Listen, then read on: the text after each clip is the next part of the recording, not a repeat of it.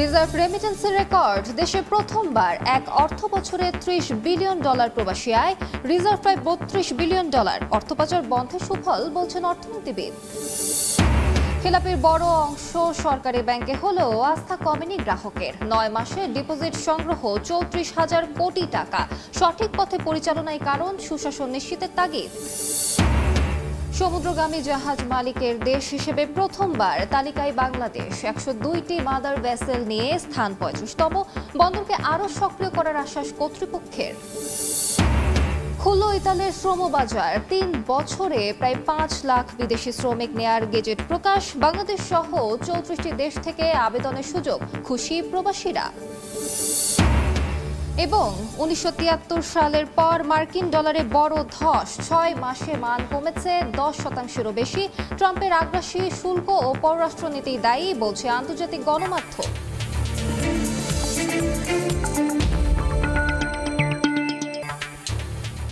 দেখছিলেন শিরোনাম। আমন্ত্রণ জানাচ্ছি দেশ ও দেশের বাইরের অর্থ বাণিজ্যের নানা খবর নিয়ে আমাদের নিয়মিত আয়োজন এ সময়ের বাণিজ্যে। আপনাদের সঙ্গে আছি আমি আলিশা ইসলাম। প্রবাসী আয়ে রেকর্ড করে শেষ হলো 2024-25 অর্থ বছর। নতুন অর্থ বছরের শুরুর দিনে এমন সুখবরই দিয়েছে বাংলাদেশ ব্যাংক। কেন্দ্রীয় ব্যাংকের তথ্য, গেল অর্থ বছরে দেশে প্রবাসী এসেছে $3,032 কোটি 50 লাখ। এক অর্থ বছরে এত রেমিটেন্স এর আগে দেশে পাঠাননি প্রবাসীরা। এই প্রবাসী আয়ে ভর করে 2 বছরের মধ্যে সর্বোচ্চ ঠেকেছে মোট রিজার্ভের পরিমাণ। অর্থনীতিবিদরা বলছেন, অর্থ পাচার বন্ধের কারণে হাওয়া লেগেছে রেমিটেন্সের পালে। দেশের অর্থনীতির অন্যতম চালিকা শক্তি প্রবাসী আয়। যে আয়ে স্ফীত হয় রিজার্ভ, মেটে আমদানি দায়, শোধ হয় বিদেশি ঋণের কিস্তি। এবার সেই আয়ে রেকর্ড গড়েই শেষ হলো 2024-25 অর্থ বছর। বাংলাদেশ ব্যাংকের তথ্য, সদ্য সমাপ্ত জুনে দেশে প্রবাসী আয় এসেছে $281 কোটি 80 লাখ, যা গত বছর একই সময়ের তুলনায় 11% বেশি। আর গেল অর্থ বছরে মোট প্রবাসী আয়ের পরিমাণ দাঁড়িয়েছে $3,032 কোটি 50 লাখ।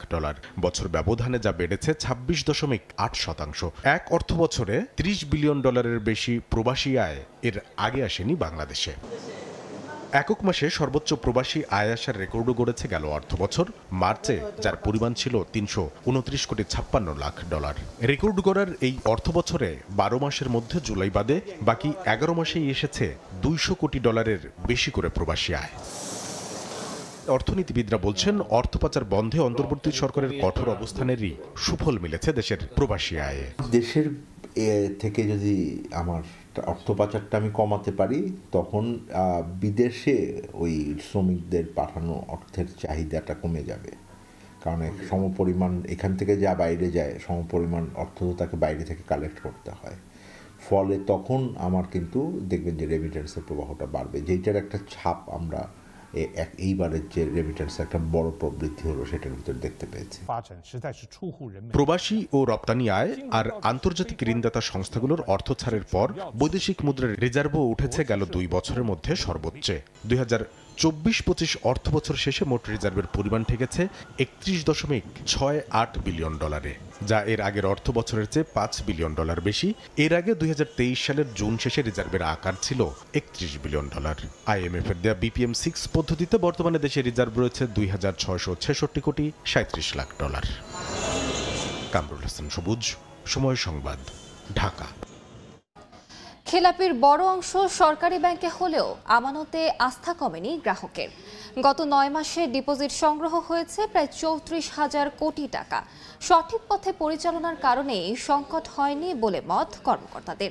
এছাড়া পদোন্নতিতে আমানত সংগ্রহের লক্ষ্য ও খেলাপি আদায়ের শর্তে ব্যাংকারদের মধ্যে জাগরণ তৈরি হয়েছে বলেও মত তাদের। সুশাসন নিশ্চিত হলে ব্যাংক খাত ঘুরে দাঁড়ানোর আশা অর্থনীতিবিদদের। কাজল আব্দুল্লাহ রিপোর্ট। গণঅভ্যুত্থানে শেখ হাসিনা পালিয়ে যাওয়ার পর রাষ্ট্রের প্রতিটি খাতেই স্পষ্ট হয়ে উঠেছে আওয়ামী লীগ সরকারের ক্ষত। বিশেষ করে ব্যাংক খাত, একদিকে আমানত সংগ্রহ, অন্যদিকে অনিয়ম করেই ঋণের নামে লোপাট হয়েছে লাখ লাখ কোটি টাকা। খেলাপি সঠিক তথ্য গোপন রেখেও প্রতারণা করা হয় সাধারণ গ্রাহকের সঙ্গে। ধীরে ধীরে ব্যাংক খাতের খেলাপি অর্থের পরিসংখ্যান প্রকাশ করতে থাকে বাংলাদেশ ব্যাংকের বর্তমান পর্ষদ। উঠে আসে মার্চ পর্যন্ত বিতরণকৃত ঋণের মধ্যে খেলাপির পরিমাণ 24.13%, অর্থাৎ 4,20,000 কোটি টাকা। এর মধ্যে 45% খেলাপি সরকারি ব্যাংকগুলোতে। এত কিছুর পরও ভঙ্গুর সরকারি ব্যাংকের প্রতি আস্থা কমেনি গ্রাহকের। বাংলাদেশ ব্যাংকের রিপোর্ট অনুযায়ী গত জুলাই থেকে মার্চ পর্যন্ত 9 মাসে 4 ব্যাংকের আমানত সংগ্রহ হয়েছে 34,254 কোটি টাকা। ব্যাংকাররা জানান দক্ষ ব্যবস্থাপনায় ফিরছে আস্থা। ব্যাংকগুলো স্থিতিশীল অবস্থা আসলেই তো দেশের আর্থিক অবস্থা স্থিতিশীল আসবে। আমাদের রিকভারিও আগের চেয়েও ভালো অবস্থায় যাচ্ছে, আমাদের শৃঙ্খলা যেটা সেটাও একটা ভালো অবস্থায় আসছে। এদিকে প্রথমবারের মতো কর্মীদের আমানত সংগ্রহের টার্গেট দেয়া, খেলাপি আদায়ে প্রণোদনা সহ উপশাখা করার উদ্যোগ নিয়েছে খেলাপির ভারে নুয়ে পড়া জনতা ব্যাংক। পারফরমেন্স বেস একটা এসিআর করার জন্য চিন্তা করছি। সেখানে একজন ডিপোজিট কালেকশন করতে পারলে সেই ফুল তার পুরো টার্গেট কালেকশন করতে পারলে 5 পাবে, অর্ধেক করতে পারলে 5 মানে 2.5 পাবে, এরকমভাবে 3-এর নিচে করতে পারলে সে 0 পাবে। তো যে পারফর্ম করবে সে আলটিমেটলি তার এসিআরের রেটটা অনেক বেশি বেড়ে যাবে, অর্থাৎ সে পদোন্নতির ক্ষেত্রে আগে এগিয়ে যাবে। তো তার ব্যক্তিগত অ্যাচিভমেন্টের জন্য সে কিন্তু খাটতে বাধ্য এবং খাটবে। গাইডলাইন মেনে চললে সম্পদশালী ব্যাংকগুলো 1 থেকে 1.5 বছরের মধ্যে আবারও শক্তিশালী হবে বলে আশা অর্থনীতিবিদদের। লোন নিয়ে সে অনিয়ম করতেছে, সে অনিয়ম করার প্রবণতা এখন কমতেছে। আগে যেরকম মানে উপর থেকে অর্ডার দিলেই আপনার লোন পাস হয়ে যেত, এখন সেটা হচ্ছে না। এইটা যদি কন্টিনিউ করে 1 বছর 1.5 বছরে এটা দেখবেন যে কিছুটা অনেকটা লাইনে চলে আসবে। সরকারি ব্যাংকে জানুয়ারি মার্চ কোয়ার্টারে আমানত বাড়লেও বেসরকারি ব্যাংকগুলোতে আমানত কমেছে প্রায় 2,000 কোটি টাকা। চলতি বছরের এপ্রিল পর্যন্ত ব্যাংক খাতের মোট আমানতের পরিমাণ দাঁড়িয়েছে 18,20,000 কোটি টাকা। কাজল আব্দুল্লাহ, সময় সংবাদ, ঢাকা। দর্শক, ব্যাংকে গ্রাহক আস্থা নিয়ে আলোচনার জন্য আমাদের সঙ্গে স্টুডিওতে আছেন সোনালী ব্যাংকের সাবেক মহাব্যবস্থাপক GM জাকির খান। স্যার, আপনাকে এই সময় বাণিজ্যে স্বাগত। ধন্যবাদ। আচ্ছা জনাব জাকির, আপনার কাছে আমার প্রথম প্রশ্ন, খেলাপির বড় অংশ সরকারি ব্যাংকে হলেও আমানতের পরিমাণ কিন্তু বেড়েছে, এই বিষয়টিকে আপনি কিভাবে দেখছেন? এটা পজিটিভ দিক। গভর্নমেন্ট ব্যাংকের প্রতি মানুষের আস্থা, গ্রাহকদের শতভাগ আস্থা, কিন্তু প্রাইভেট ব্যাংকগুলোর যে ব্যবস্থাপনা, এটায় সাধারণ গ্রাহকগুলো সন্তুষ্ট নয়, যে কারণেই ডে বাই ডে আমানত বৃদ্ধি পাচ্ছে গভর্নমেন্ট ব্যাংকগুলো। এবং অন্যদিকে আপনি লক্ষ্য করবেন যে প্রাইভেট ব্যাংকগুলোতে আমানত কমে যাচ্ছে। মানুষ কিন্তু ইন্টারেস্টেড হচ্ছে না যে ওই প্রাইভেট ব্যাংকগুলোতে গিয়ে টাকা রাখার জন্য। বিশেষ করে জাতি জানে এবং আমরা যারা গ্রাহক আছে তারা সবাই জানে যে ইসলামিক ব্যাংকগুলো যেগুলো ছিল সেগুলোর যে ধস, এখানে তো কোনো অবস্থাতেই এই ধস কাটায় ওটা খুবই মুশকিল। চেষ্টা করছে 3-4টি ব্যাংক চেষ্টা করছে যে কিভাবে ঘুরে দাঁড়াতে পারে। তারপর আপনি লক্ষ্য করেছেন যে আমানতের দিক থেকে শীর্ষে এখনও গভর্নমেন্ট ব্যাংকগুলো, সরকারি ব্যাংকগুলো। আমরা যেমনটা জানি, এর আগে দেখেছি যে রাজনৈতিক অস্থিতিশীলতা যখন ছিল তখন আমানতের পরিমাণ কিন্তু কম ছিল, এখন কিন্তু এটা বেড়েছে। তো এই সম্পর্কে আপনার মত কি? এই জন্য কি রাজনৈতিক স্থিতিশীলতা কি প্রয়োজন? রাজনৈতিক স্থিতিশীলতা তো অবশ্যই দরকার। আপনি যদি ফ্যামিলির কথা চিন্তা করেন, ফ্যামিলি ম্যানেজমেন্টে যদি সেখানে অস্থিরতা থাকে কোনো কারণে, সেখানে ম্যানেজমেন্ট ভেঙে পড়বে। তো কাজেই রাষ্ট্রে যদি স্থিতিশীলতা থাকে, সেখানে যে গ্রাহক যারা আছে তারা ইনভেস্ট করতে কিন্তু দ্বিধাদ্বন্দ্ব থাকে যে আমি ইনভেস্ট করব কি করব না, আমার টাকা আবার লোপাট হয়ে যাবে কিনা। এই যে বড় ধরনের একটা আকাঙ্ক্ষা, যে সেই আকাঙ্ক্ষা থেকেই তো কিন্তু সেই আকাঙ্ক্ষাটা কিছুটা কমে এসেছে, এখন কিছুটা স্থিতিশীল অবস্থায় আছে। আমি জানি না রাজনৈতিক যে নির্বাচন সামনে আছে 2025-26 অর্থ বছরে কী পরিস্থিতি দাঁড়াবে, এখন কিন্তু প্রেডিক্ট করতে পারবেন না আপনি। এই আমানত যে বাড়ছে স্যার, এই জন্য কি আমরা আশা করতে পারি যে বিনিয়োগও বাড়বে? নিশ্চয়ই আমানত বাড়লে এটা একটা ফলক থাকে যে ব্যাংকার যারা আছে তাদের টার্গেট দেওয়া থাকে অফিসারদেরকে, প্রণোদনা দেওয়ার সিস্টেম থাকে, প্রমোশন দেওয়ার সিস্টেম থাকে। নিশ্চয়ই টাকা আছে, নিশ্চয়ই তারা ভালো পার্টি খোঁজ করে বের করে ইনভেস্ট করবে, এটাই নিয়ম। একই সঙ্গে কিন্তু আমরা দেখেছি যে খেলাপি ঋণটাও বেড়েছে, এজন্য আমানত বেহাত হওয়ার সম্ভাবনা আছে কি না? বেহাত যেটা ম্যাচাকার হওয়ার তো হয়ে গেছে, এটা নতুন করে যে ম্যাচাকার হবে আমাদের তো স্বপ্ন দেখতে হবে, নাহলে দেশ কীভাবে চলবে। এক। দুই হলো যে আমানত তো রাখে, আপনি নিরাপদ কোথায়? ব্যাংকে টাকা রাখার। বাসায় তো কেউ টাকা রাখে না, তাই না? অন্য কোথাও টাকা রাখবে না, আপনজনের কাছে টাকা দিতে দ্বিধাবোধ করে, যে টাকাটা দিলে টাকাটা কেন খরচ করে ফেলে। কিন্তু একটি আস্থার জায়গা যেখানে ব্যাংকে আমানত রাখে এবং এখানে যে কোনো গ্রাহকই যার টাকা আছে, আর্থিক লেনদেন করেন, উনি গভর্নমেন্ট ব্যাংকে টাকা রাখেন। আর আমার যে কথা আপনি ইতিপূর্বেও বলেছেন যে ইনভেস্টমেন্ট হবে কিনা, আমি আশাবাদী যে ইনভেস্টমেন্ট হবে। যদি স্থিতিশীলতা থাকে নিশ্চয়ই ইনভেস্টমেন্ট হবে। এই আমানতকে বিনিয়োগে পরিণত করতে বিনিয়োগ বান্ধব যে পরিবেশের প্রয়োজন, সেটা কি আমাদের আছে? আপনি কি মনে করেন? বিনিয়োগ বান্ধব এটা তো আপেক্ষিক ব্যাপার। যে বিনিয়োগ বান্ধব অবস্থার সৃষ্টি, যে টোটাল সিচুয়েশনটা যদি দেশে ভালো থাকে, বিনিয়োগ অবশ্যই হবে। কিন্তু আপনি যে বিনিয়োগ করে যে খুব বেশি এগিয়ে যেতে পারবেন সেরকম না। আপনার শ্রেণীকৃত ঋণ আছে, যে অনাদায়ী ঋণ যেটা কোনো দিনে আদায় হবে না, সেটার কি করবেন? সেটার বিকল্প কি? কাজেই আগানোটা খুবই কঠিন। কাজে সেই চ্যালেঞ্জের মধ্যে থেকেই ব্যাংকগুলো আগাবে এমন মনে হচ্ছে। যে প্রাইভেট ব্যাংকগুলো গোটা তিনটি ব্যাংক ঘুরে দাঁড়াচ্ছে, তো অন্য ব্যাংকগুলো এখন পর্যন্ত তারা কুল কিনারা পাচ্ছে না। কাজেই এখানে চ্যালেঞ্জ আছে। বিনিয়োগের ক্ষেত্রে উচ্চ সুদ হার তো একটি বড় বাধা। জি, এ সম্পর্কে আপনি কি মনে করেন? না, এখানে যারা আপনার দুই পক্ষকেই খেয়াল রাখতে হবে। যারা ঋণ গ্রহণ করবে তাদের ঋণের হারটা যদি একটু সহনীয় পর্যায়ে থাকে, তাহলে লোনের ব্যাপারে তারা উৎসাহী হবে। গভর্নমেন্ট ব্যাংকগুলো বলেন, প্রাইভেট ব্যাংকগুলো থাকেন, মানুষ যেখানে ইন্টারেস্ট কম সেখানেই যেতে চায়। আবার আমানত যারা করেন, মানে যারা জমা রাখেন টাকা, তারাও তো ইন্টারেস্ট চাবে।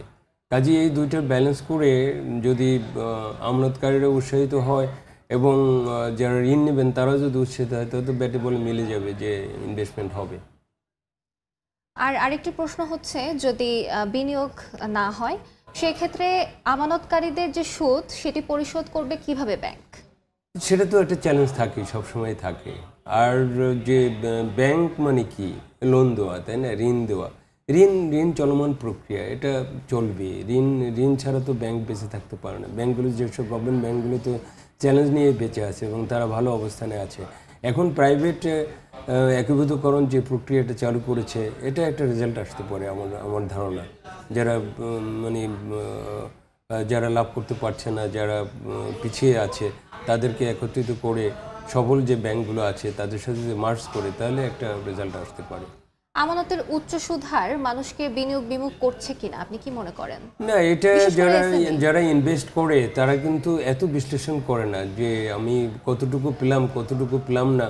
এটা রাষ্ট্রের অবস্থানের উপর নির্ভর করে, রাষ্ট্রীয় আর্থিক যে ব্যবস্থাপনা যে রয়েছে তার উপর নির্ভর করে। আমি চাইলেই তো, আমি একজন গ্রাহক, আমি চাইলেই কি ইনভেস্ট করলেই কি অনেক টাকা আমাকে সুদ দিবে? এইটা বিষয়টা এরকমের না।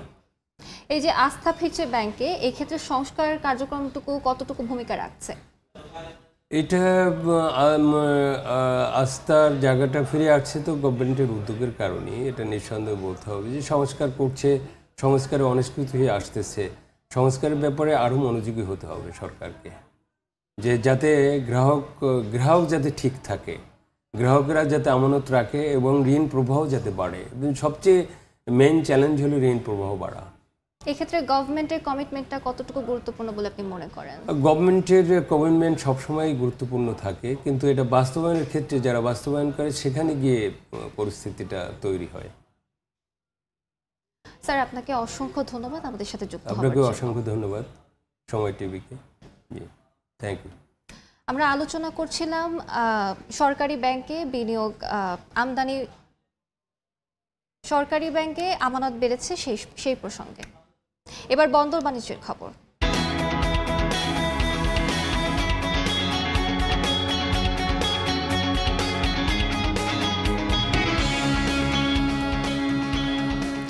সমুদ্রগামী জাহাজ মালিকের দেশ হিসেবে প্রথমবারের মতো জাতিসংঘের সহযোগী সংস্থা আঙ্কটাডের তালিকায় স্থান করে নিয়েছে বাংলাদেশ।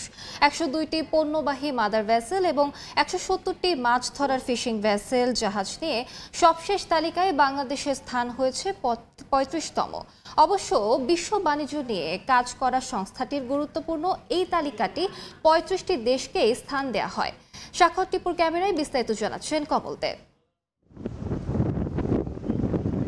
স্বাধীনতার পর মাত্র 2টি জাহাজ নিয়ে সমুদ্র বাণিজ্য শুরু করেছিল সরকারি প্রতিষ্ঠান বাংলাদেশ শিপিং কর্পোরেশন, আর বেসরকারি পর্যায়ে বাংলাদেশ জাহাজের মালিক হয়েছিল বিগত 2013 সালে। এর মধ্যে মাত্র 12 বছরে বাংলাদেশি মালিকানাধীন পণ্যবাহী মাদার ভেসেল রয়েছে 102টি। এই অবস্থায় জাতিসংঘের সহযোগী সংস্থা United Nation leading institution trade and development UNCTAD রিপোর্টে স্থান করে নিয়েছে বাংলাদেশ। এই প্রথম আমরা বাংলাদেশ টপ 35 শিপ ওনিং নেশনের ভিতরে আমরা প্রবেশ করেছি, আর এর ফলে আমরা আন্তর্জাতিকভাবে শিপ ওনিং কান্ট্রি হিসেবে পরিচিতি লাভ করব। আংটারের তালিকা অনুযায়ী বিশ্ব সমুদ্র বাণিজ্যে 0.2% হিস্সা রয়েছে বাংলাদেশের মালিকানাধীন জাহাজগুলোর। এসব জাহাজ দিয়ে প্রতি বছর 52,57,000 মেট্রিক টন পণ্য বহন করা হয়। মূলত চট্টগ্রাম বন্দরকে কেন্দ্র করেই গড়ে উঠছে দেশীয় মালিকানাধীন জাহাজের হাজার কোটি টাকার এই বাণিজ্য, আর তাই জাহাজ শিল্পের বিকাশে বন্দরকে আরও বেশি সক্রিয় করার কথা জানালেন বন্দর চেয়ারম্যান। ট্রেড রুট ডাইভার্সিটি হবে এবং এর সাথে আপনার কার্গোর ফ্লোটাও বেড়ে যাবে এবং গ্লোবালি আমাদের যে কানেক্টিভিটি সেখানে কিন্তু আমরা খুব স্পিডি আপনার করতে পারবো, ডেলিভারি দিতে পারবো।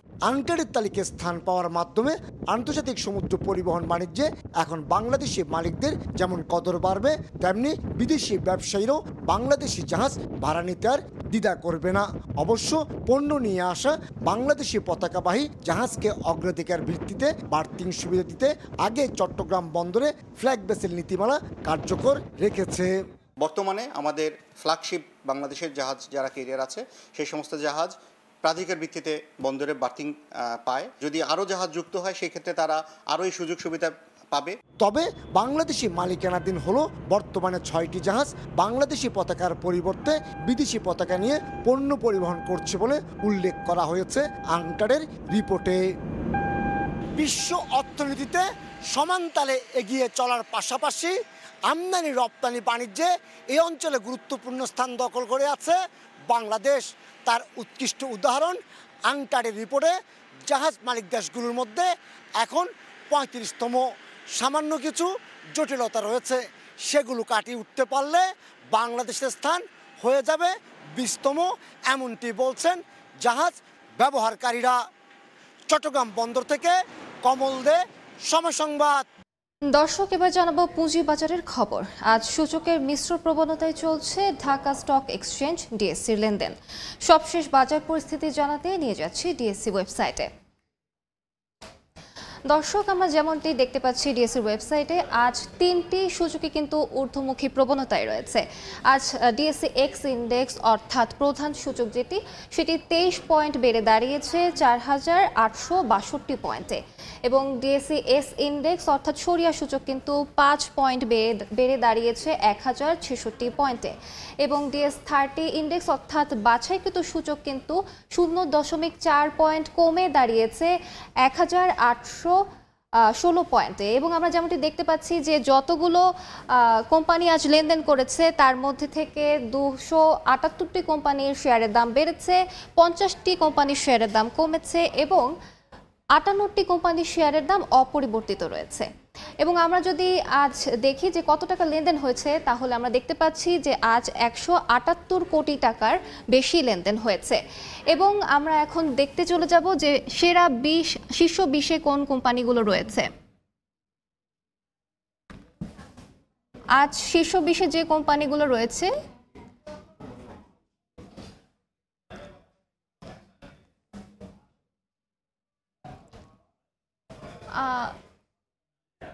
দর্শক, আমরা যেমনটা দেখতে পাচ্ছি যে আজ কিন্তু টোটাল ট্রেড হয়েছে 56,260টি শেয়ার, এবং আজ আমরা যেমনটি দেখতে পাচ্ছি যে সবগুলো সূচকে এই মুহূর্তে কিন্তু আবার ঊর্ধ্বমুখী প্রবণতা আমরা দেখতে পাচ্ছি সূচকের। একটু আগে ভিন্ন চিত্র আমরা দেখেছিলাম। দর্শক, কিছুক্ষণ আগে চিত্রটি ভিন্ন হলো, এখন কিন্তু চিত্রটি কমপ্লিটলি ডিফারেন্ট। এখন এই মুহূর্তে আমার কাছে এই ছিল শেষ আপডেট ডিএসসির ওয়েবসাইট থেকে। দেশের প্রধান পুঁজিবাজার ঢাকা স্টক এক্সচেঞ্জ ডিএসসি এর প্রধান পরিচালন কর্মকর্তা সিওও হয়েছেন মোহাম্মদ আসাদুর রহমান। সোমবার তিনি এ পদে যোগ দিয়েছেন। ডিএসসির ব্যবস্থাপনা পরিচালক যোগদানের আগ পর্যন্ত আসাদুর রহমান সিওওর পাশাপাশি ভারপ্রাপ্ত এমডি হিসেবে দায়িত্ব পালন করবেন। আসাদুর রহমান 2010 সালের 15 এপ্রিল সহকারী মহাব্যবস্থাপক হিসেবে ডিএসসিতে যোগ দেন। 2013 সালে তিনি উপমহাব্যবস্থাপক হিসেবে পদোন্নতি পান। এরপর 2017 সাল থেকে ডিএসসির মহাব্যবস্থাপক ও কোম্পানি সচিব হিসেবে দায়িত্ব পালন করেন তিনি। পুলিশের লাঠিচার্জের প্রতিবাদে পটিয়ায় চট্টগ্রাম কক্সবাজার মহাসড়ক অবরোধ করে বিক্ষোভ করছেন এনসিপি ও বৈষম্য বিরোধী ছাত্র আন্দোলনের নেতারা। বন্ধ হয়ে গেছে মহাসড়কে যান চলাচল। এই মুহূর্তে সেখানে আছেন রিপোর্টার শফিকুল আলম, সরাসরি যাচ্ছি তার কাছে। শিক্ষার্থী এনসিপি নেতাকর্মীদের উপর পুলিশের লাঠি চার্জের প্রতিবাদে চট্টগ্রাম কক্সবাজার মহাসড়কের যেই পটিয়া যে থানা রয়েছে সেখানে সড়ক অবরোধ করেছে আন্দোলনকারীরা। এখানে যেই আন্দোলনের অন্যতম যে নায়ক বলা হয়ে থাকে যে খান সালাদ মাহমুদ রাফি, সেও কিন্তু এখানে এসেছেন। এই মুহূর্তে চট্টগ্রাম কক্সবাজার মহাসড়কে যে পটিয়া যে মহাসড়ক রয়েছে সেটি বন্ধ করে রাখা হয়েছে। আমরা সামনে দেখানোর চেষ্টা করি যে যান চলাচল বন্ধ রয়েছে, বাসগুলো সামনে দাঁড়িয়ে বন্ধ রয়েছে, যদিও বাইপাস সড়ক দিয়ে যান চলাচল করছে। আপনাকে জানিয়ে রাখি, গতকাল কিন্তু এখানে যে রাঙ্গামাটি ও জামাগাবাটি জেলা সহসভাপতি দীপঙ্কর ছাত্রলীগের, তাকে ধরে এনে থানায় সোপর্দ করে এনসিপি এবং বৈষম্য শিক্ষার্থী নেতাকর্মীরা। সেই সময় কিন্তু পুলিশের সাথে তাদের বাক বিতণ্ডা হয়, পুলিশ তাকে গ্রেপ্তার করতে অস্বীকৃতি জানায়, সেটি বলছেন অভিযোগকারীরা। তার প্রতিবাদে কিন্তু তারা এখানে স্লোগান দিয়ে থাকে রাস্তায়। এরপরে কি তাদের উপর লাঠিপেটা করে বলে তারা দাবি করেছেন এবং 10 থেকে 15 জন আহত হয়েছেন এবং তাদেরকে পটিয়া স্বাস্থ্য কমপ্লেক্সে গত রাতে ভর্তি করা হয়েছিল এবং বেশ কয়েকজন চট্টগ্রাম মেডিকেল কলেজ হাসপাতালে নিয়ে যাওয়া হয়েছিল। এই মুহূর্তে কিন্তু আমরা দেখতে পাচ্ছি সেই আন্দোলনের বসে আছেন যে খান সালাদ মাহমুদ রাফিকে একটু দেখানোর চেষ্টা করি যারা নেতাকর্মীরা যারা রয়েছেন। এবং তারই প্রতিবাদে সকাল থেকে কিন্তু চট্টগ্রাম কক্সবাজার মহাসড়কের যে পটিয়া রয়েছে সেখানে অবরোধ করে রেখেছেন এবং যান চলাচল বন্ধ করে রয়েছেন এবং তারা দাবি জানিয়েছেন যারা তাদের উপর হামলা করেছে, যারা তাদের উপর নৃশংসভাবে এনসিপি এবং ছাত্র আন্দোলনের যে বৈষম্য শিক্ষার্থীদের যা হামলা করেছে তাদের দৃষ্টান্ত দাবি আছেন এবং যে এখানকার যে অফিসের ইনচার্জ বা ওসির পদত্যাগের দাবিও তারা গতকাল থেকে জানিয়ে আসছেন। তো এই মুহূর্তে পুরো এলাকা কিন্তু যান চলাচল বন্ধ রয়েছে, অর্থাৎ যদিও বাইপাস আরেকটি সড়ক রয়েছে সেটি দিয়ে যান চলাচল করছে, তবে যে মূল সড়ক চট্টগ্রাম কক্সবাজার মহাসড়কের সেখানে কিন্তু যান চলাচল বন্ধ রয়েছে এবং তারা সেই আন্দোলন চালিয়ে যাচ্ছেন। এখানে বৈষম্যবিরোধী শিক্ষার্থী, এনসিপি সহ এবং শহর থেকে যারা নেতাকর্মীরা রয়েছে মহানগর উত্তর এবং দক্ষিণের, তারাকে সবাই এসে আমরা একটু থানা দেখানোর চেষ্টা করি। সেই থানার সামনে কিন্তু গতকালকে যে এই আন্দোলন হয়েছে এখন বিভিন্ন দলে বিভক্ত হয়ে কিন্তু স্লোগানে মুখর করে রাখছেন পুরো এলাকা। তো এই মুহূর্তে যে সড়ক অবরোধ রয়েছে এবং আন্দোলন চালিয়ে যাচ্ছেন নেতা কর্মীরা এবং তাদের দাবি আটক করেছে অর্থাৎ যারা এদের উপর হামলা করেছে তাদের দৃষ্টান্তমূলক শাস্তি দাবি জানিয়েছেন। সবকিছু মিলিয়ে যেটি বলা যায় এর মধ্যে রয়েছে চট্টগ্রামের পটিয়া উপজেলা যে পটিয়া থানা কিন্তু দিচ্ছে জেলা উপজেলা উত্তর দক্ষিণ বিভিন্ন জায়গা থেকে কিন্তু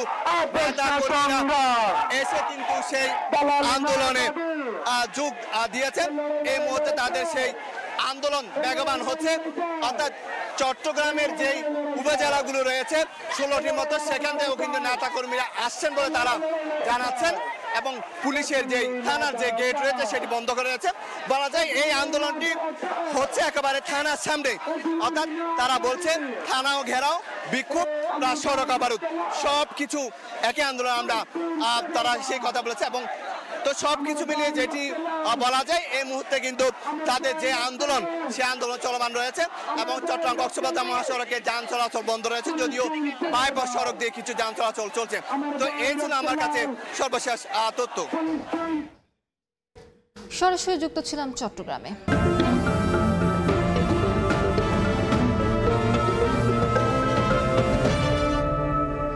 নওগাঁর আড়তে বেড়েছে আমের সরবরাহ, বিপরীতে পড়ে গেছে দাম। এ অবস্থায় আমের ভালো দাম পেতে নওগাঁয় আম কেন্দ্রিক শিল্প প্রতিষ্ঠান গড়ে তোলার দাবি বাগান মালিকদের। সঠিক বাজার মূল্য নিশ্চিতে কাজ করা হচ্ছে বলে জানিয়েছে জেলা প্রশাসন। এমআর রকির রিপোর্ট, ছবি তুলেছেন রকিবুল ইসলাম। বাগান থেকে ক্যারেটে ভরে হাটে আম আনছেন চাষিরা। বেশ কিছুদিন ধরে নওগাঁর সাপাহারের হাটে বেড়েছে আমের সরবরাহ। আম কিনতে ভিড় বেড়েছে দূরের ব্যাপারীদের। হাটে ভালো মানের প্রতিমন ল্যাংড়া ১৬০০ টাকা, হিমসাগর ১৫০০ টাকা, ২৮০০ থেকে ৩০০০ টাকায় এক মন আম্রপলি, আর ১৩০০ থেকে ১৪০০ টাকা মন দরে বিক্রি হচ্ছে হাড়ি ভাঙ্গা। বাগান মালিকরা বলছেন এবার তাদের খরচ বাড়লেও কমেছে দাম। সাপাহারে প্রচুর আমের আমদানি। গত ৫ বছর আম চাষ করে আছি, কিন্তু এই বছরের মতো আম চাষ করে বিপদে পড়ছে আমার কৃষকেরা। আমের বাজার যেগুলো ৪,০০০ ছিল, ওই আম ২৮০০-২৫০০ করে দিতে হচ্ছে, আমাদের অনেক লোকসান। যে আমটা দাম ছিল মনে করেন ৩৫০০ টাকা, সে আমটা মনে করেন এখন ২০০০ টাকা, ২১০০ টাকা। আমের টেকসই বাজার নিশ্চিত করতে এই অঞ্চলে আম কেন্দ্রিক শিল্প প্রতিষ্ঠান গড়ে তোলার দাবি ব্যবসায়ী নেতাদের। এখানে ইপিজেটের একটা যে বিষয়গুলো আছে, সেখানে যদি আমাদের এখানে ওই জুসের উৎপাদনের বিষয়টাকে যদি একটু ট্রেনিং এর মাধ্যমে দেওয়া হতো, তাহলে আমাদের এখানে এই আপৎকালীন সময়গুলো আর আসতো না, আমের সুষ্ঠু ব্যবহার হতো। বাজার মূল্য নিশ্চিতে পদক্ষেপ নেওয়া হচ্ছে বলে জানান জেলা প্রশাসক। আমাদের অঞ্চলের যে সমস্ত চাষি আছে, আম চাষি এবং উদ্যোক্তা, তাদেরকে আমরা প্রশিক্ষণের ব্যবস্থা করব। আমরা আশা করি এটা যদি আমরা সফলভাবে শেষ করতে পারি, তাহলে নিশ্চিতভাবে আমাদের এই অঞ্চলের যে ফলের যে একটা ব্র্যান্ডিংয়ের কথা আমরা চিন্তা করছি, সেটি আমাদের বাংলাদেশে ছড়িয়ে যাবে, আস্তে আস্তে এটা বিদেশেও ছড়িয়ে যাবে। বাগান মালিকদের দাবি, চলতি বছর ৫০০ মেট্রিক টন আম রপ্তানির ক্রয়াদেশ পেয়েছেন তারা। আম্রপলি, নাগফজলি, বাড়িফোর, ব্যানানা, ক্যাটিমন এমন অন্তত ২৩ পদে আমে ভরপুর সাপাহারের এই হাট। স্থানীয় কৃষি বিভাগ বলছে চলতি মৌসুমে ৩,৯০,০০০ মেট্রিক টন আম উৎপাদনের লক্ষ্যমাত্রা ধরা হয়েছে, যার বাজার মূল্য প্রায় ৪,০০০ কোটি টাকা। নওগাঁ সাপাহার আমের হাট থেকে এমআর রকি, সময় সংবাদ। চাঁপাইনবাবগঞ্জে বাড়ছে আমের উৎপাদন, তবে প্রত্যাশিত দাম মিলছে না বলে অভিযোগ চাষিদের। এ অবস্থায় স্থানীয়ভাবে আম প্রক্রিয়াজাতকরণ শিল্প কারখানা গড়ে তোলার দাবি তাদের। বাগান মালিকদের স্বার্থ সুরক্ষায় কাজ করা হচ্ছে বলে নিশ্চিত করছে কৃষি বিভাগ। জাহাঙ্গীর আলমের তথ্য, ছবিতে রিপোর্ট। চাঁপাইনবাবগঞ্জে প্রতি বছরই বাড়ছে নানা জাতের আমের উৎপাদন, সেই সঙ্গে বাড়ছে প্রত্যাশিত দাম না পাওয়ার শঙ্কা ও অভিযোগ। কয়েক বছর ধরে রপ্তানি বাজার ধরার আশ্বাস দেওয়া হলেও দিন শেষে তা কোনো পরিবর্তন আনেনি বাগান মালিকদের ভাগ্যে, কারণ সংরক্ষণ জটিলতায় নামমাত্র মূল্যে বিক্রি করতে বাধ্য হন তারা। আমচাষিরা জানান, চাঁপাইনবাবগঞ্জে বছরে কয়েক লাখ মেট্রিক টন আম উৎপাদন হলেও আমের গুটি থেকে বাজারজাত করা পর্যন্ত অন্তত ৩০ থেকে ৩৫% কাঁচা পাকা আম নষ্ট হয়। এসব আম দিয়ে জ্যাম, জেলি, আচার, চকলেট তৈরি করার শিল্প কারখানা গড়ে তোলা হলে লাভের হার বাড়বে তাদের।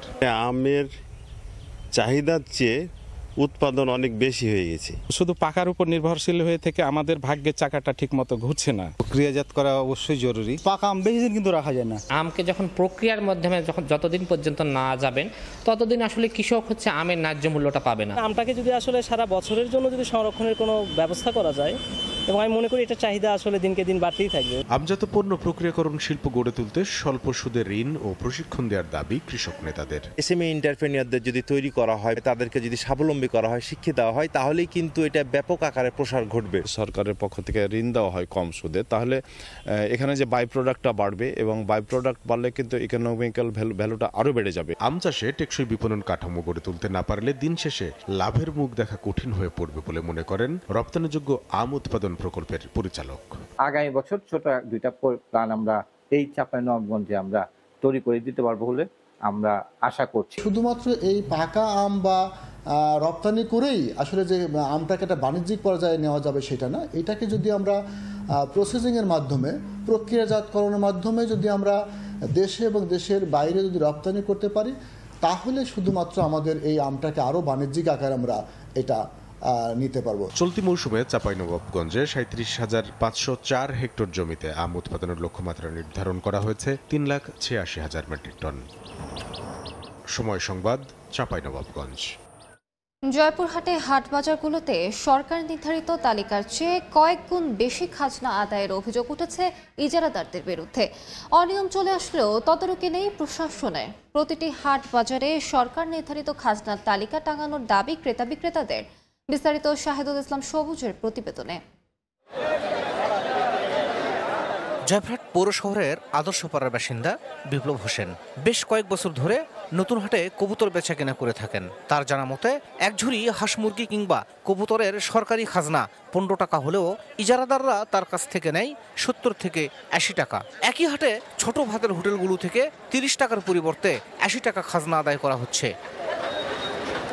শুধু নতুন হাটে নয়, খেতলাল উপজেলার হোপের হাটে আড়ত সহ প্রতিটি মাছের দোকানে 20 টাকা হারে সরকার নির্ধারিত খাজনা তালিকা থাকলেও আদায় করা হচ্ছে 100 টাকা করে। বিগত দিনে জমার হার অনেক কম ছিল, তো ইদানিং আসে একটু জমার হার বেশি হয়ে গেছে। খাজনা কম ছিল, 10 টাকা ছিল, এখন হাটের ডাক বেশি, এখন 80 টাকা নেয়। বাজারে খাজনাটা যে একটু কমাতে পারতো, আমরা একটু বাঁচতে পারতাম। তবে খাজনা আদায়কারী প্রতিনিধিদের উপর দায় চাপিয়ে ইজারাদাররা বলছেন সরকার নির্ধারিত মূল্যেই খাজনা আদায় করেন তারা। আমরা নির্ধারিত মূল্যেই খাজনা আদায় করছি। আমাদের জানা মতে কেউ বেশি নেয়ার কোনো সুযোগ নাই। বর্তমান সরকার যেভাবে বলতেছে যে হাটের বেশি আদায় করা হবে না, সেই হিসাবে আমার লোকেরা খাজনা বেশি আদায় করেনি। এদিকে সরকারি মূল্যের চেয়ে বেশি খাজনা আদায় করলে ইজারাদারদের বিরুদ্ধে ব্যবস্থা নেওয়ার আশ্বাস জেলা প্রশাসনের। সরকার কর্তৃক নির্ধারিত যে টোল, সেই টোল একটা টোল চার্ট প্রত্যেকটা হাটেই টাঙানোর নির্দেশনা রয়েছে। যদি এই টোল চার্টও তাদেরকে টাঙানো না, কোনো ইজারা যদি না টাঙাইয়ে থাকে, তাহলে ওইটাও আমরা তাদের বিরুদ্ধে প্রয়োজনীয় ব্যবস্থা গ্রহণ করব। জয়পুরহাটে 1432 বঙ্গাব্দে 58টি হাটে 19,70,80,696 টাকায় ইজারা হয়েছে। এছাড়াও 15টি হাটে খাস আদায়ের জন্য বন্দোবস্ত হয়েছে। শাহিদুল ইসলাম সবুজ, সময় সংবাদ, Joypurhat. SME foundation ERF media award 2025 এর পুরস্কার বিতরণী অনুষ্ঠানে বক্তব্য রাখছেন অর্থ উপদেষ্টা ডক্টর সালেউদ্দিন আহমেদ। সরাসরি চলে যাচ্ছি সেখানে। রোলেক্স ঘড়ি যেটা বানায় অত্যন্ত ছোট একটা স্কেলে, বিরাট ফ্যাক্টরিতে একটা $40,000-50,000 একটা ঘড়ি তৈরি হয় না, মেশিনে দিয়ে দিলাম বেড়ে আসলো। ওটা কিন্তু যারা সূক্ষ্ম সেগুলো কিন্তু একটা ছোট পরিসরে করে, কিন্তু অত্যন্ত প্রযুক্তি কিন্তু অত্যন্ত উঁচু মানে। অতএব আমি যেটা দৃষ্টি আকর্ষণ করতে চাই, আসলে এসএমই করবে হয়তো লিমিটেড, এসএমই ডেফিনিশন আছে, কিন্তু প্রযুক্তিটার ব্যাপারে সে হাতুড়ি বাটাল দিয়ে তৈরি সেই প্রযুক্তি দিয়ে চলে গেছে, সেটাতে আপনি ভালো কোয়ালিটি শো করতে পারবেন না। তো সুখের বিষয় যে এখন যারা এসএমই করে প্রত্যেকে কিন্তু আপনার ভালো প্রযুক্তি ব্যবহার করে এবং সেই দিকে যথেষ্ট আপনার তারা যত্নশীল। এই প্রেক্ষিতে কিন্তু আমাদের পটেনশিয়াল, এসএমইর পটেনশিয়াল কিন্তু অনেক বেশি। আমরা যতটুকু এখানে কন্ট্রিবিউট করছি কর্মসংস্থান দিকে বলি, এবং যেটা আগে বললাম আমি, এবং এইখানে কিন্তু আরেকটা মেজর রোল আছে, মহিলাদের অংশগ্রহণ কিন্তু অত্যন্ত বেশি, এবং তাদেরই কন্ট্রিবিউশন কিন্তু বেশি, এবং তারা কিন্তু বেটার, শুধু স্কিল না, তারা কিন্তু আরও বেটার ম্যানেজ করে এসএমই সেক্টর। আমি তো জানেন আমি এনজিও ব্যুরোর ডিজি ছিলাম এক সময়, পিকে হিসেবে। আমি দেখি যেখানে গেছি মহিলারা কিন্তু সবচেয়ে বেশি কর্মঠ।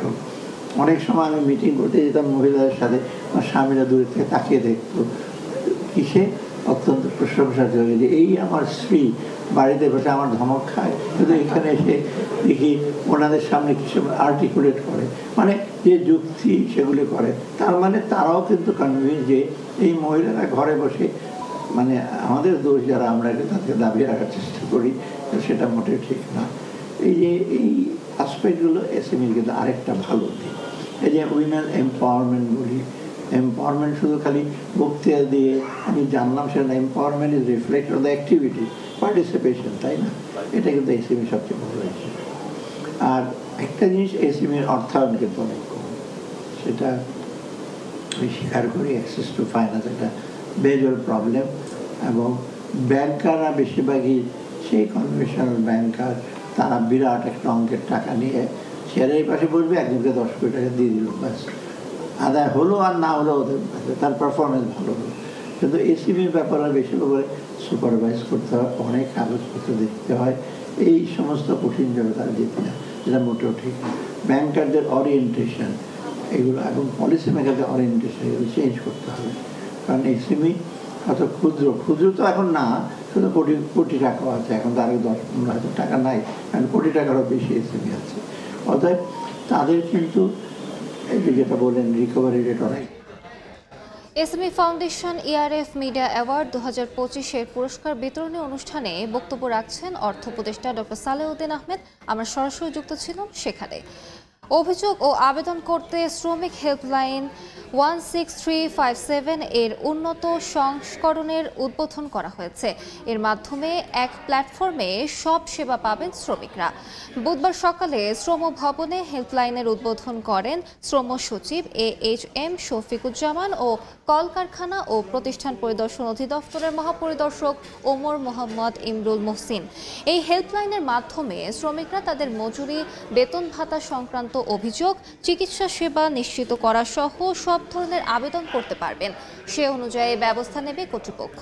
এ সময় শ্রম ও কর্মসংস্থান মন্ত্রণালয়, কলকারখানা ও প্রতিষ্ঠান পরিদর্শন অধিদপ্তরের কর্মকর্তা কর্মচারী ও শ্রমিক নেতারা উপস্থিত ছিলেন।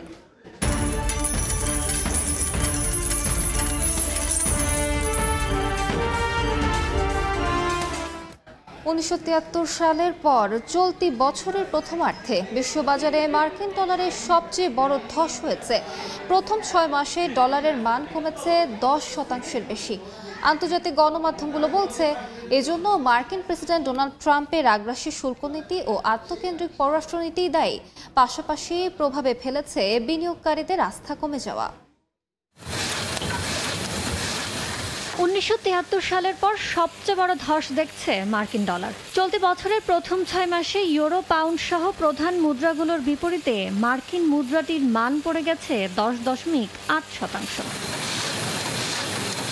ডলারের এই পতনের নেপথ্যে রয়েছে প্রেসিডেন্ট ডোনাল্ড ট্রাম্পের বিশ্ব ব্যবস্থা পুনর্গঠনের প্রচেষ্টা, বিশেষ করে আগ্রাসী শুল্ক নীতি ও আত্মকেন্দ্রিক পররাষ্ট্রনীতি। এমন বিশ্লেষণই তুলে ধরেছে আন্তর্জাতিক গণমাধ্যম। ট্রাম্পের শুল্কনীতি, মূল্যস্ফীতির আশঙ্কা ও সরকারি ঋণের বাড়বাড়ন্ত সব মিলিয়ে ডলারের ওপর চাপ সৃষ্টি হচ্ছে।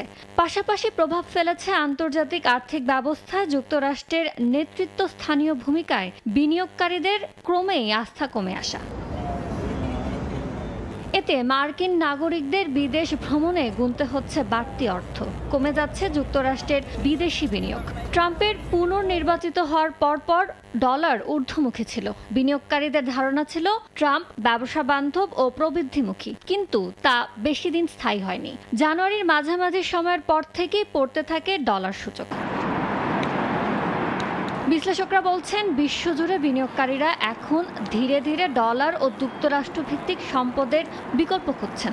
যদিও অনেক দিন ধরে বৈশ্বিক বিনিয়োগের নিরাপদ গন্তব্য ছিল যুক্তরাষ্ট্র। বছরের শুরুতে অবশ্য ডলারের মান ভালোই ছিল, যে কারণে চলতি বছরের শুরুটা যতটা খারাপ হোক, ঐতিহাসিক দিক থেকে ডলার এখনও অতটা দুর্বল নয়। বিশ্লেষকরা মনে করেন, মার্কিন অর্থনীতি তার ব্যতিক্রম ধর্মিতা হারাচ্ছে। তাছাড়া ফেডারেল রিজার্ভের চেয়ারম্যানের সঙ্গে ট্রাম্প যে আচরণ করছেন, তাতে পরিস্থিতি অবনতি ঘটছে বলে মনে করছেন বিনিয়োগকারীরা।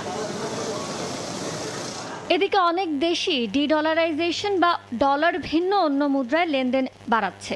যদিও বিশ্লেষকরা বলছেন, সম্পূর্ণ ডি-ডলারাইজেশন এখনও বহু দূরের বিষয়। যে বিষয়টি প্রকৃত অর্থেই মাথা ব্যথার কারণ হয়ে উঠছে, তা হল ক্রমবর্ধমান সরকারি ঋণ। ইয়ানুর শিফাত, সময় সংবাদ। আগামী 3 বছরে প্রায় 5 লাখ বিদেশি শ্রমিক নেবে ইতালি। বাংলাদেশ সহ বিশ্বের 34টি দেশ থেকে 2026 থেকে 2028 সালে স্থায়ী ও অস্থায়ী পদ্ধতিতে শ্রমিক নেয়ার রোডম্যাপের গেজেট প্রকাশ করেছে দেশটির সরকার। শিল্প সমৃদ্ধ প্রাচীন সভ্যতার দেশ ইতালি। দেশটির কৃষি, শিল্প ও পর্যটন ক্ষেত্রে প্রতি বছর প্রয়োজন হয় লাখ লাখ নতুন শ্রমিক। এদের একটি বিশাল অংশ নেওয়া হয় বিদেশ থেকে। 2026 থেকে 2028 সাল, এই 3 বছরে বিশ্বের বিভিন্ন দেশ থেকে 4,97,550 জন শ্রমিক নেওয়ার ঘোষণা দেয় ইতালীয় সরকার। এই প্রক্রিয়ায় 2026 সালে 1,64,850 জন শ্রমিকের কোটা নির্ধারণ করে দেশটির সরকার। আগামী বছর 12 জানুয়ারি কৃষি, 9 ফেব্রুয়ারি পর্যটন, 16 ফেব্রুয়ারি স্থায়ী ও স্বকর্মসংস্থান, 18 ফেব্রুয়ারি দক্ষ ও উচ্চমান অভিজ্ঞতা সম্পন্ন শ্রমিকদের আবেদন গ্রহণ করা হবে বলে জানা গেছে। তথ্যমতে এই বছরও 4 ক্যাটাগরিতেই অনেক বাংলাদেশি আবেদন করার সুযোগ পাবেন এবং অনেকে জয়ী হবেন বলে আশা করা হচ্ছে। ইতালি সরকারের এমন উদ্যোগে খুশি প্রবাসী বাংলাদেশিরা। আমি মনে করি নতুন করে যারা আসতেছেন বা আসবেন, তারা সতর্কতা অবলম্বন করবেন এবং লেনদেনের ক্ষেত্রে সাবধানতা অবলম্বন করবেন। অসাধু ব্যবসায়ীদের খপ্পরে পড়ে অনেকেই অনেক কিছু বিসর্জন দিতে হয়েছে, অনেকে এখনো ভিসার জন্য অপেক্ষা করছে দেশে।